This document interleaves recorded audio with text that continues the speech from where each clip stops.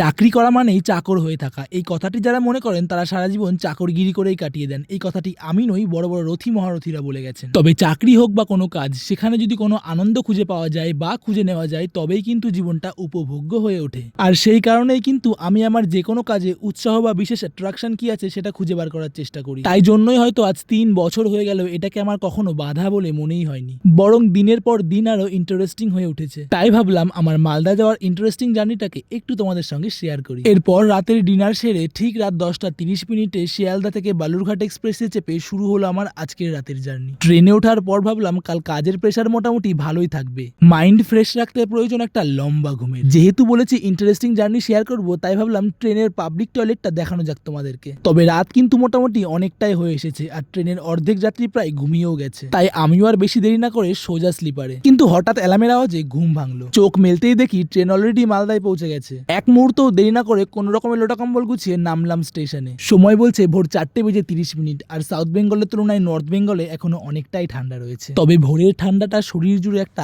আলাদাই অনুভূতি ক্রিয়েট করছিল। একটু অপেক্ষার পর আলো ফুটতেই বেরিয়ে পড়লাম স্টেশন থেকে। দেখলাম মালদা স্টেশনের অমৃত ভারত প্রকল্পের কাজ অনেকটাই এগিয়ে গেছে। তারপর প্রায় 1 ঘন্টার একটা বাস জার্নি করে পৌঁছে গেছি মালদার মানিকচক ব্লকে। পৌঁছে কোনো রকমের ফ্রেশ হয়ে ব্রেকফাস্টটা সেরে নিলাম, কারণ খিদে অনেকটাই পেয়ে গেছিল। এবার তবে কাজ শেষ করে বাড়ি ফেরার পালা। রাধে রাধে।